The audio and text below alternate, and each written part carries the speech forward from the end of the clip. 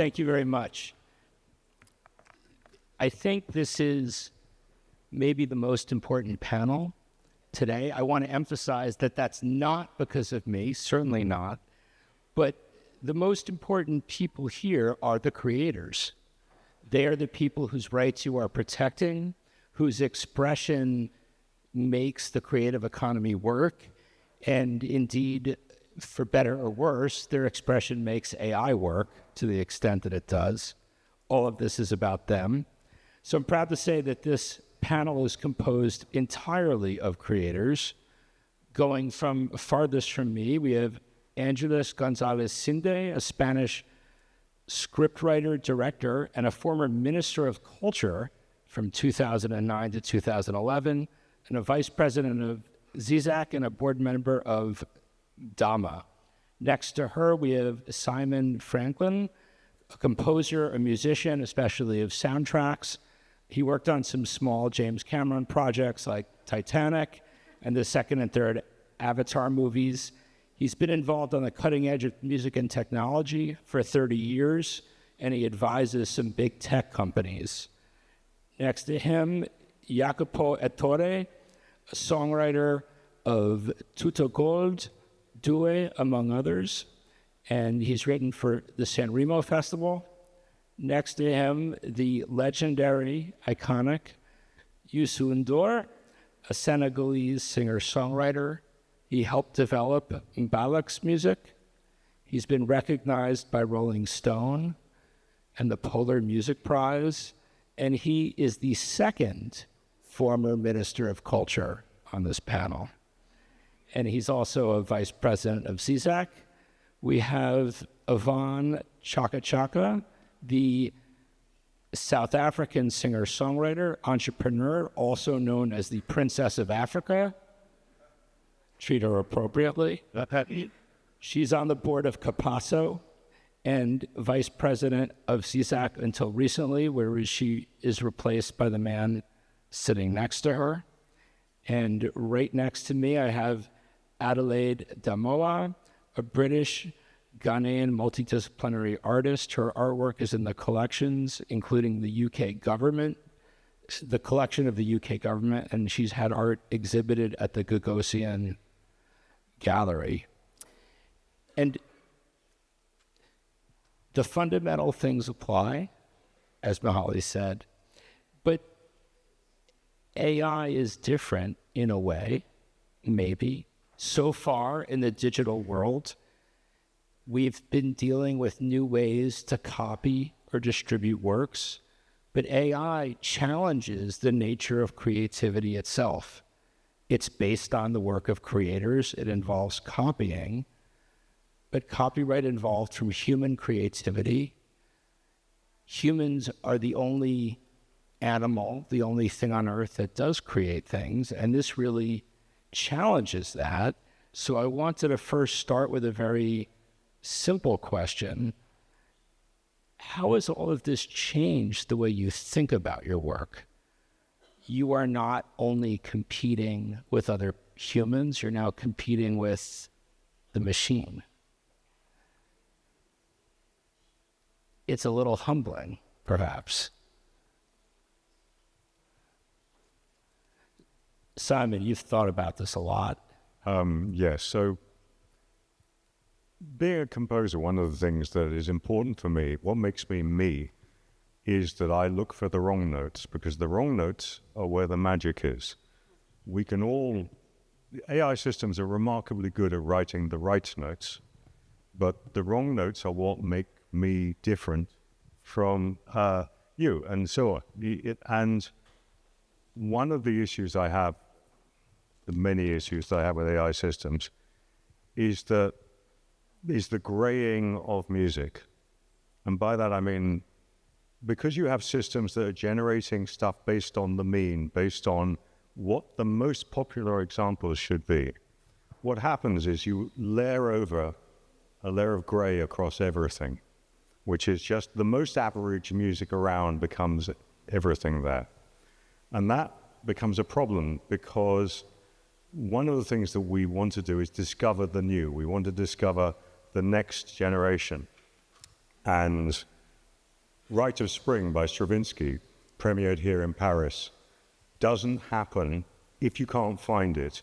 Helter Skelter by the Beatles doesn't happen if you can't find it. Kind of Blue by Miles Davis doesn't happen if you can't find it. And if there are 100 million grey pieces of music on top, then it becomes much harder to find Kind of Blue and Helter Skelter and Rite of Spring. And that's my first, just in terms of the actual aesthetics of it. It just blands out everything. My other major problem is that it will entirely kill the bottom third of my business within 2 or 3 years. I don't know whether I should go on that now. Someone else jump in. Jacopo, what do you think? Yeah, but I think, to be honest, like AI, I see AI more as a tool, to be honest. I focus usually when I do music more on like the core of the song, at least what the core of the song is for me. So the lyrics and the chords, and I focus a lot on that. And then at a certain point, I sometimes like play with AI to listen how the song could be with a particular arrangement or with a particular production. And never happens that I actually like the first output of the AI. So I start like digging a little bit with the examples, and then maybe I can take something. But I mean, we did the same, exactly the same process for the like last 10 years, because we used Splice, you know, the sample library, which was kind of the same. And we started from like samples and things. If we need a I mean, of course we can write a song just like with a guitar. But if we like to be inspired by something else, we started from Splice, and now maybe we can start from an AI idea. But what we build on the AI, that's our point of view and that's our art.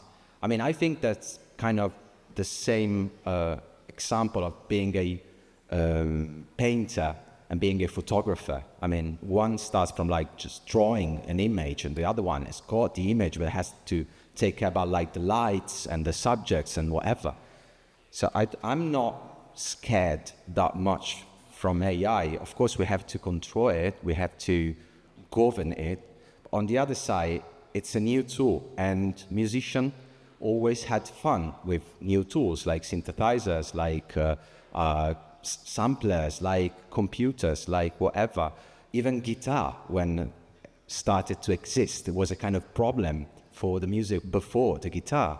And I read recently, for example, about like movie directors, that when like the TV controller was created, it was a problem for like movie directors, because like people had the possibility to switch from a film to another one. So I'm absolutely curious about what it's going to be, the music of tomorrow, but I'm quite hopeful we will find new ways to deal with AI and to play with AI and to do some new music and to be cool as we have been in the last 100 years.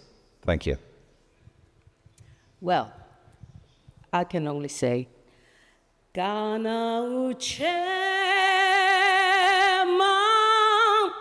dinoso moyo wangu kuraziwa. So AI cannot be spontaneous. Come on, everybody. It has to be programmed, and it's programmed by human beings. As a student of Henley Business School and studied AI, it is machine learning, and it has to be there to enhance us, not to take from us. So humans will always be humans, and AI, it's like, it's good for production, but it must never threaten the humane creativity. How do you, I agree, most people would, but how do you make sure that AI is used as a tool and not a replacement? Well, we need legislations. We need proper legislations. We need to make sure that the powers that be, even those big tech companies, are not there to just take from the creators. I've recorded on vinyls, on CDs, and DAT machines that helped me to expand my creativity. But AI today should not be a threat to the creative industry.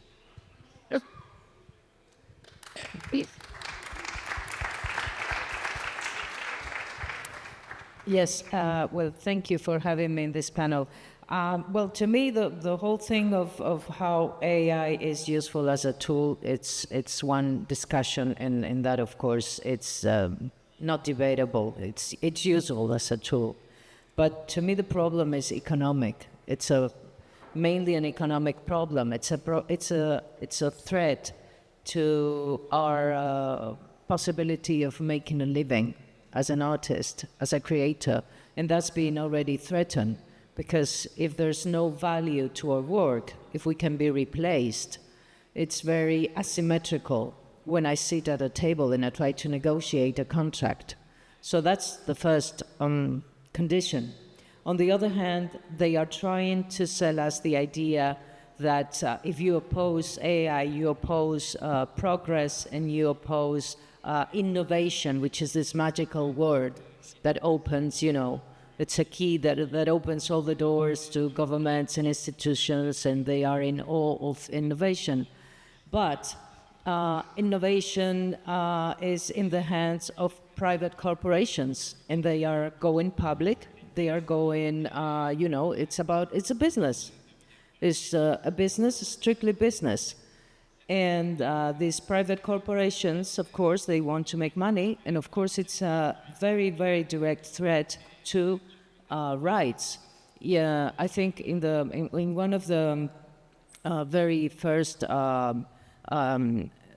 speeches that we heard, somebody mentioned that I think it was Daddy who mentioned that in many countries in the world, there's still no guarantee of rights for creators. So in that context, it's even a weaker position for us creators to negotiate and to be able to be independent. And that's the whole point why Beaumarchais started this idea of having CMOs and of having remuneration for our work. I think remuneration and compensation should be at the core of the idea of what AI means for creators. Of course, tools, we can have many tools. In the history of technology, we've had all these different tools. But right now, this is a structural threat, it's a structural change, and it's enormous, the damage that it's already doing and that it can do to all of us. So that's why we are here, and that's why I think that CMOs are more pertinent and more necessary than ever. How do you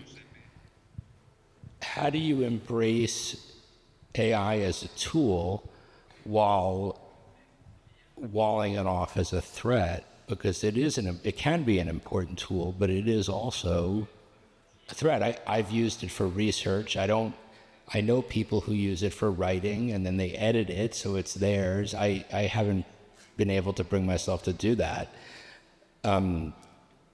How do you keep it in one space without it taking over? And I'd love to hear from Youssou because it's important. I think that a lot of these technologies seem to affect music first. I don't know why, but the music business seems to be either lucky or cursed that a lot of things happen there early. Merci beaucoup, thank you so much. Je vous demanderai de mettre les casques, ceux qui veulent nous écouter en français. Merci beaucoup. Je pense que il n'y a pas très longtemps, moi j'ai eu à travailler avec un producteur chez lui en Espagne, et nous avons réalisé un album, et autour de cet album il y avait tous les instruments traditionnels valorisés, des musiciens qui venaient de partout, Le matin, on nous disait, celui-là, il va venir de Luxembourg, l'autre va venir de Dakar, son vol arrive à telle heure. Et après, on s'est retrouvés dans le studio en train de créer des sons et de composer des choses. Ce sont des choses petites peut-être, mais qui vont nous manquer. Avec seulement une machine à qui on pose des questions pour arriver à des réponses. Et l'atmosphère d'écrire une chanson avec un guitariste, de prendre sa guitare, d'écouter un pianiste, d'échanger avec un musicien, moi, c'est la grande inquiétude. Parce que pour moi, tout revient à l'humain. Le fait que les gens soient ensemble, et ça, c'est quelque chose qui est menacé par l'IA. Non seulement il y a beaucoup de pertes d'emplois dans la musique parce que c'est une chaîne, il y a des musiciens qui sont menacés. Beaucoup plus aujourd'hui, au moment où nous parlons, les musiciens sont très, très menacés, mais la créativité aussi en groupe est menacée. Moi, je me souviens de beaucoup de mes chansons que j'ai eu à écrire, je les ai écrites dans une atmosphère. Et ça, c'est très important. L'autre chose, c'est que aussi l'IA, la question c'est, ce sont les chaînes de valeur qui vont se créer autour. Est-ce qu'on aura des radios qui sont formatées seulement parce que c'est de la musique passée par IA? Parce qu'on sait que sur le plan marketing, les gens cherchent des choses qui touchent beaucoup plus le nombre de personnes. Ces radios-là vont arriver, ces télévisions vont arriver, tout ça, toute cette chaîne de diffusion va arriver et je pense que c'est là où se pose le problème de la gouvernance. Et mon rôle personnellement que je compte mener au niveau de la CISAC, c'est vraiment de faire des plaidoyers pour harmoniser par rapport à la gouvernance de l'IA. Parce que aujourd'hui on parle de la créativité, on parle des recherches, mais on doit aussi parler des chaînes de valeur qui vont se créer, des nouvelles radios qui vont se créer, que ce n'est plus la bande FM, mais ce sont des choses formatées d'une certaine manière. Donc, je suis inquiet, bien que c'est un outil dont il ne faut pas avoir peur, poser des questions qu'il faut, mais la gouvernance me fait peur, les pertes d'emploi me fait peur, et surtout l'atmosphère de créativité me fait peur parce qu'on est devant une machine à qui on pose des questions qui va vous répondre pour arriver à terminer un travail. Donc je suis très inquiet à la fois, mais je n'ai pas peur. Voilà. Merci. Fantastic. Tell me, how do you see this as a visual artist? We've heard a lot about music, but of course it's certainly not just about music. For me, I see AI as simultaneously incredibly exciting and incredibly terrifying all at the same time. I see it as an opportunity and I see it as a threat at the same time. I think that it's really important that we don't operate as creators from a place of fear. We try not to, but we operate from a place of knowledge and understanding, that we educate ourselves about this incredibly powerful technology. Right now, we're only at the very beginning stages of the possibilities for what this thing can bring. So I think it's really important for creators to understand it, not necessarily use it as a tool if you don't want to, but understand it so that you can be in a better position to be able to negotiate. We have to remember that at the end of the day, these things are trained on humongous data sets that we cannot conceive of the amount of information that these things are trained on. So that means that if there's no transparency in terms of what images, what music, what text is going through these systems, then we, because we don't have the knowledge, cannot go then and to our organizations that represent us and negotiate from a place of knowledge to say that actually, I think it's fair that I am paid X amount. I think it's fair that, there's some kind of system put in place so that I can understand exactly how my work has been used, right? So, but for me personally, because, like I said, simultaneously, I'm excited by it, I've been utilizing these technologies as soon as I was able to get my hands on them, right? But at the same time, from a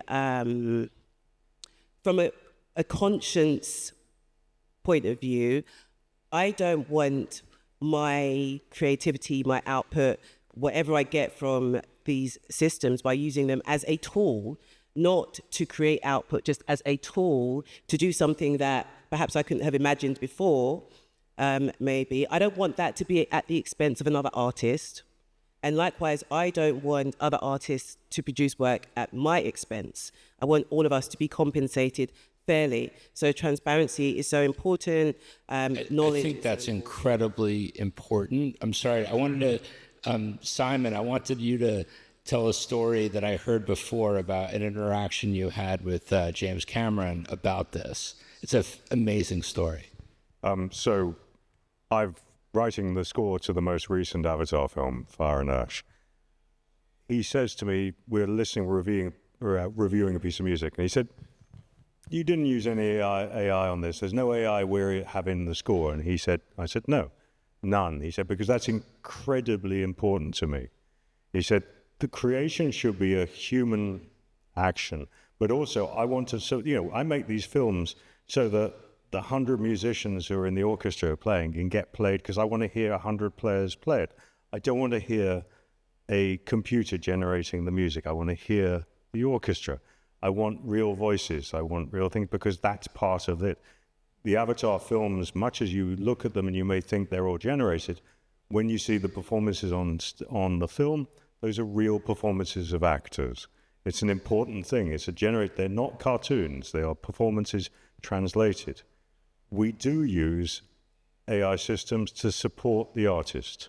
And I think, for instance, an example would be you have a graphic artist who is drawing a wave going onto the beach.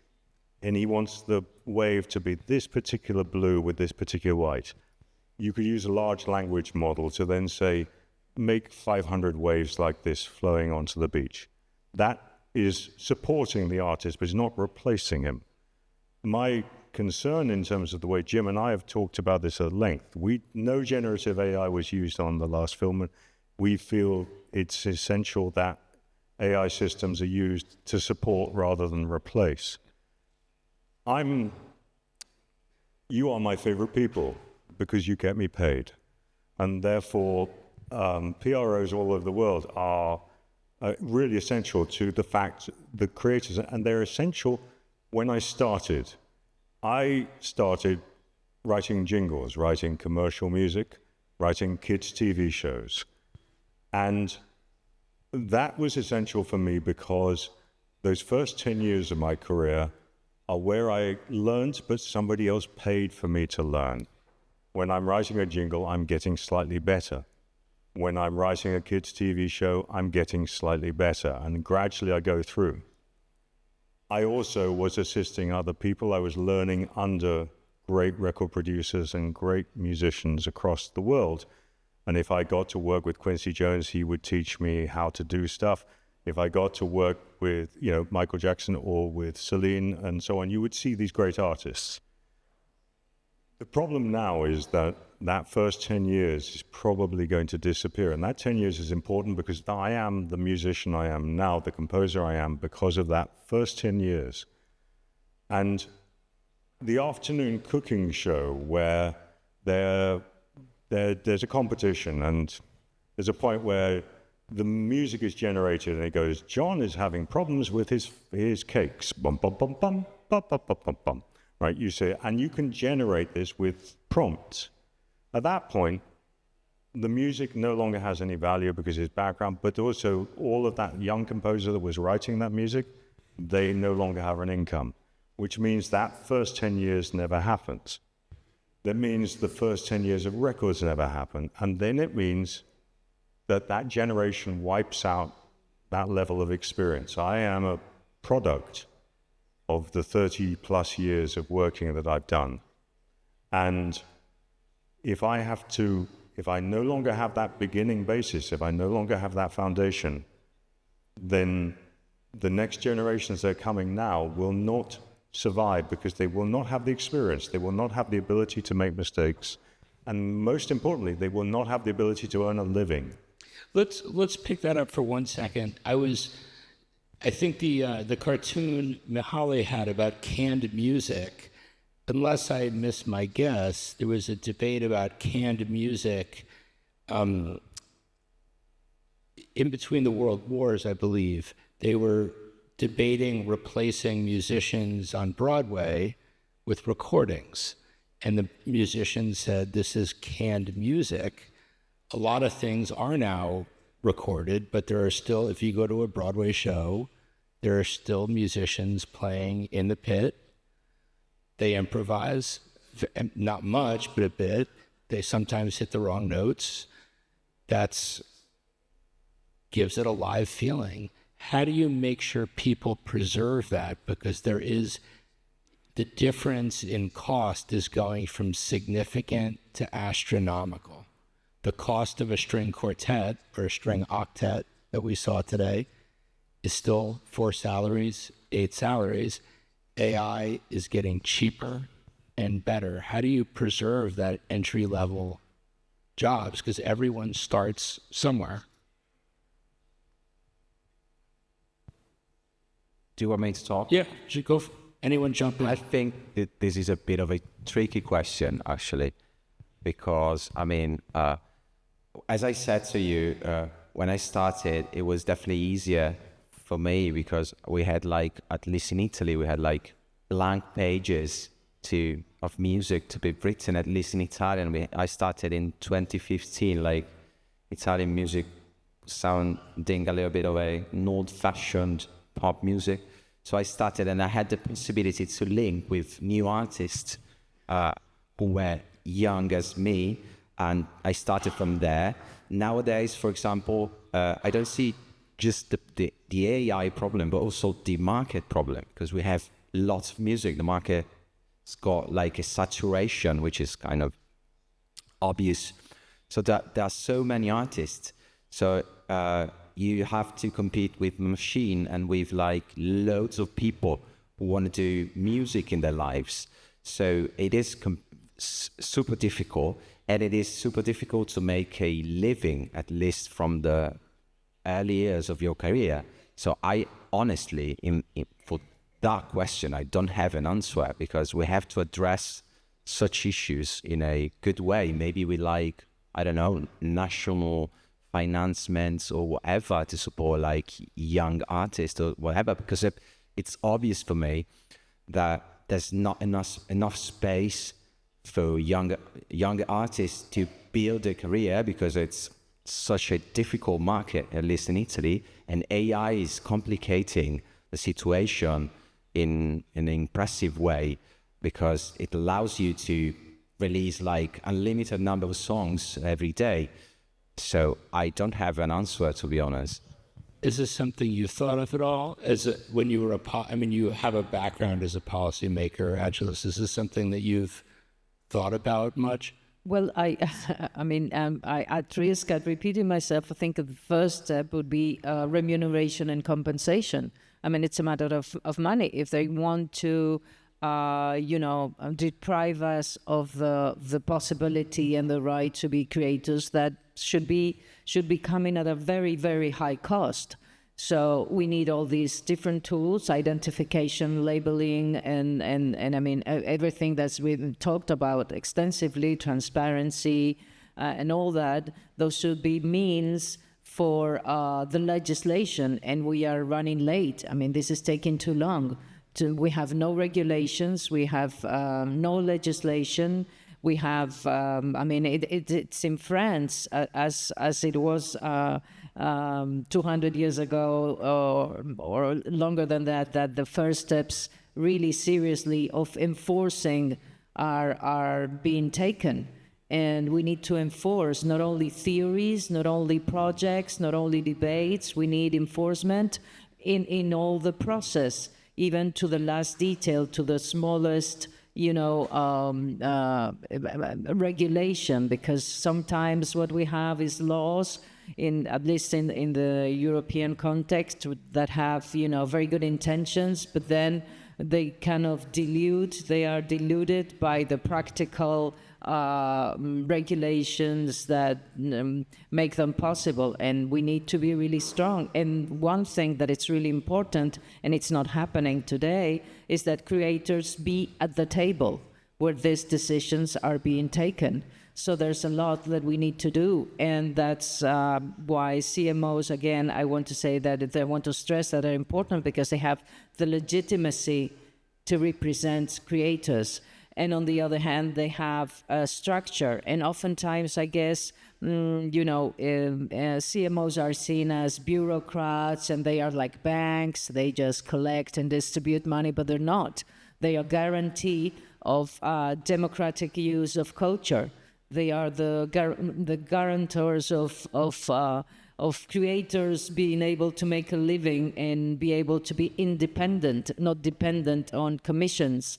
So that's really crucial that we have, we go a step forward and really, really demand that we have regulations. These companies are making enormous amount of money, and we see that every day. The benefits of Anthropic are like skyrocketing, and they, of course, I mean, I wish I could open a business with all your work without paying a penny for you, That would be wonderful.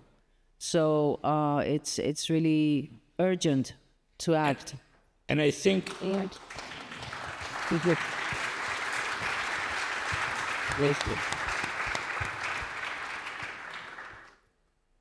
PROs will be especially important because they have, as you said, the legitimacy of representing creators, but also the history and the ability to do these very kinds of complex collections and disbursements. Obviously, for that to happen, there needs to be more transparency. But if what you're talking about is tracking the use of works and distributing money, well, we actually have organizations that do that. Talk to me about how you would like to see that work. I mean, in visual arts, there's not as much of a history of it, but there are, you want to make sure that you're getting represented and paid. 100%. And what you were saying is really important. I think it's really important for artists to be at the table in these conversations, because oftentimes when these kinds of laws and regulations and systems are put in place, if the people who are being directly affected or impacted are not consulted, then how do you know that you're even doing it properly in the first place? Because you might miss some really crucial detail that's going to make a huge difference to somebody's life. So I think whether that is forming focus groups of, I don't know, artists at different levels in their career, so that you can really seriously, genuinely represent artists to the extent that the policymakers really fully understand what's at stake, right? The things that need to be tracked, right? So that, and also put rules in place to make sure that these people who are making literally billions from our work, billions, it's nothing but greed, right? And that needs to be curbed. And as far as I'm concerned, if you're making money from our work, that means that our work is creating value for you. If our work is creating value for you, then value us. It's that simple. The fundamental things apply.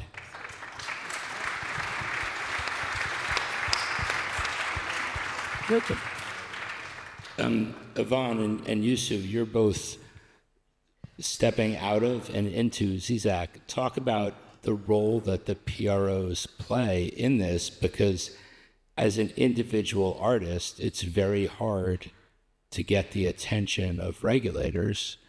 As organizations, you can. Well, for the fact that we've got organizations like WIPO, we've got CISAC that fights day and night for the creative industry. Can you imagine a world without music or the creative industry? So I think transparency and proper regulations are important because it's like machine learning. These machines are programmed by people. Now, what are CMOs going to collect, or who are they going to collect from if these machines have made this music? So this is something that we all have to interrogate. Somebody must have programmed that music and put it out there. Who does it belong to and who gets paid? If it's original work done by the machine, I'm sure I can say it's okay.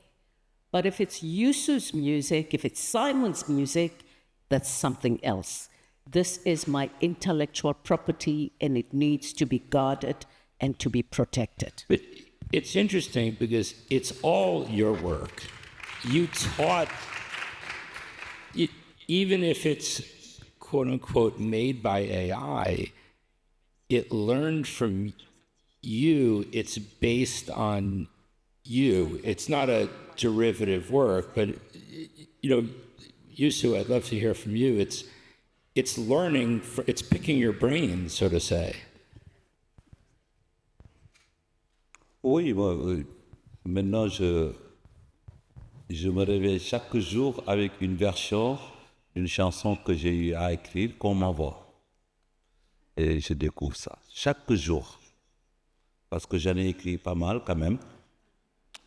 Et voilà, mes collaborateurs, j'ai un collaborateur qui suit. Et chaque jour, il me dit, ah, il y a un nouveau single, chanté par quelqu'un d'autre, par une machine. Donc, je reviens sur la gouvernance. Et je pense que la gouvernance mondiale, il ne faut pas non plus qu'on soit ici à Paris, en France ou en Europe, où il y a quand même eu des actions qui ont été menées et qu'on oublie le reste du monde. On parle de la world music.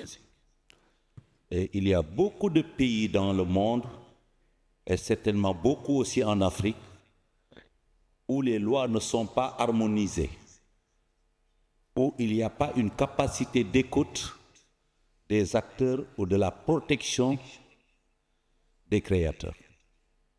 Donc notre rôle, je pense que Yvonne, qui a eu à faire un travail extraordinaire comme vice-présidente, c'est de quoi je parle. En Afrique, nous avons beaucoup de problèmes de compréhension et nous devons faire des plaidoyers.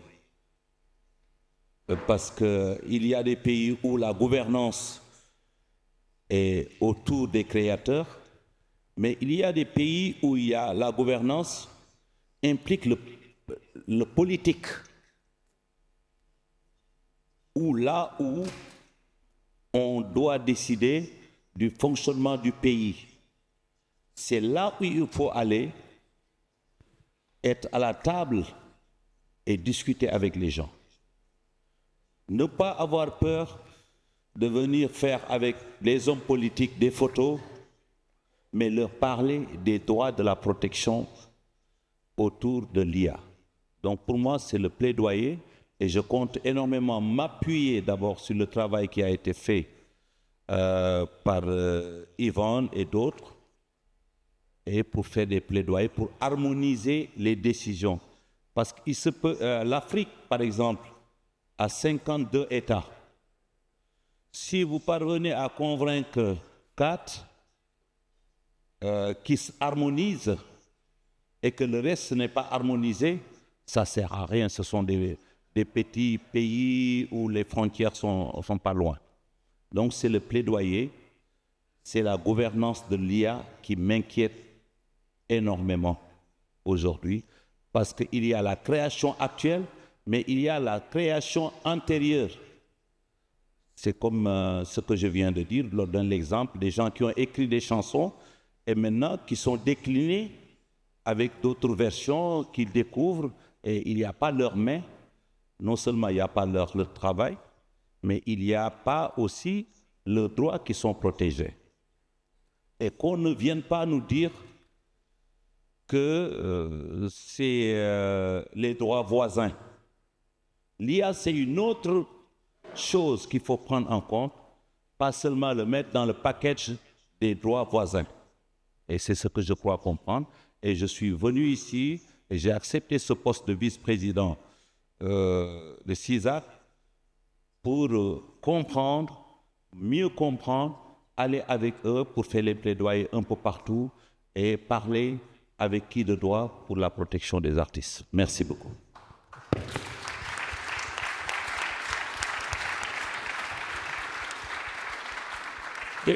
There's also, we haven't mentioned, I think one big country where the tech business has too much of an influence on politics, but we won't name that country. Sorry. We're reaching the end, and it's a fantastic panel with a lot of great ideas. So I'm going to give all of you 1 minute to say one thing you want to make sure everyone here keeps in mind for the rest of the day. Well, no, I just wanted to say that maybe there's two concepts for me that are really important. One is the presumption of use. I think we're too much debating consent, opting out, when in real life, creators are signing buyouts. So let's concentrate on remuneration, compensation, and the presumption of use, because that's what happened. That's a reality, and that's it. They're using it, they've used it, and they will continue to use it. So that's the one thing. And on the other hand, I think it's important, especially for policymakers, to remember that innovation is compatible with the protection of authors' rights, and that there's plenty of examples of thriving economies and creative economies and culture compatible with companies making profit and artists making profit and sharing that profit. Simon, speed round though, yeah? Yeah. I've tried to advise some of the multinational companies on some of these issues. The conversation used to be, yeah, but they're going to be better composers than you, better songwriters than you, and you can have more time in the garden, which I thought was, but I like doing this, and you go, we're at the beginning of this where at the moment, your business, my business, the business of copyright is under threat. And the reason it's under threat because of the guardrails are not there.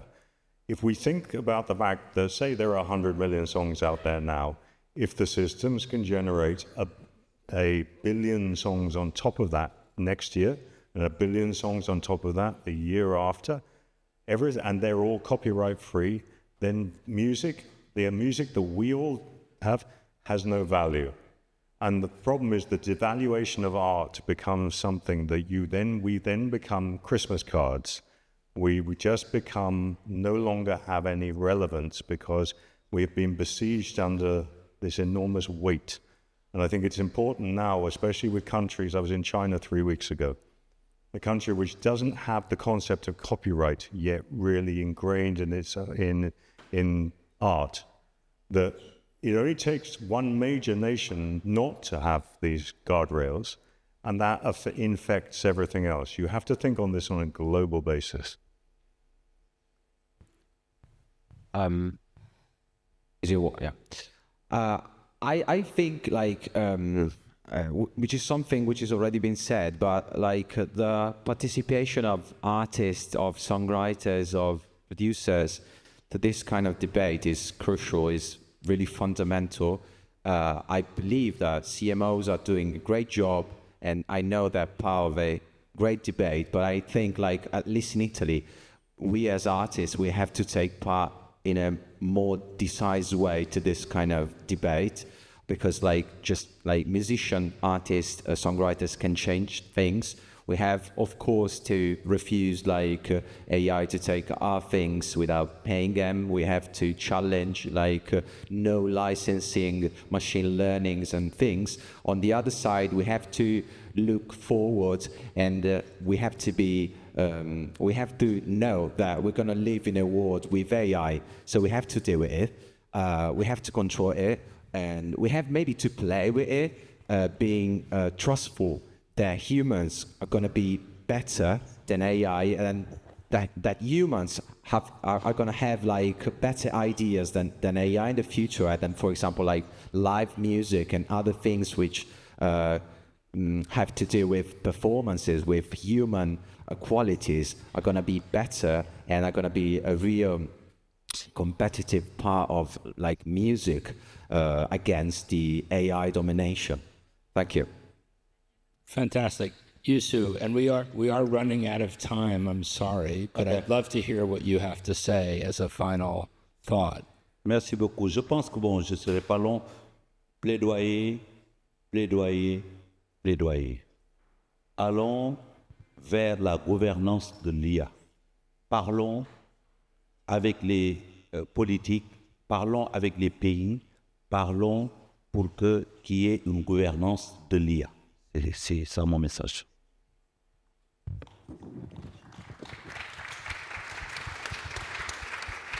I'm going to be very short. I think we need political will. We need to make sure that those unscrupulous tech companies dealt with, and we need to make sure that we're not going to allow this. We must win this war. We've chosen this path. No one is going to turn us around. Otherwise, all of you here, your jobs are at stake. Let's do it. That's a motivating speech. How do you follow that? Firstly, artist literacy is really important when it comes to AI. We really need to understand this thing in order to be able to be a part of the conversation in the first place. Transparency, so that we can know what we need to be fighting for in terms of what we need to be getting paid. Governance, to ensure that these people cannot take the mick with our work. And finally, if you are using our work to create value, then you know that that work is valuable. Therefore, value us.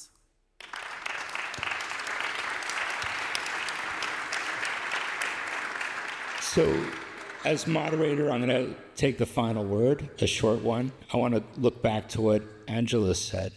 How many of you have been accused of looking down on innovation or trying to break the internet? Yeah, I knew it. For the last 15 years, I've watched tech companies say the internet's going to be broken. I did use it this morning. It still works. What we have seen is that nothing is perfect, but a lot of value has been created with technology. Some of it's good, it's caused some problems, but the creative industries are still thriving. So the idea that you have to choose one or the other is a false dichotomy, and I think we need to fight against it. It's not one or the other, it's both with a sensible governance structure. Thank you very much.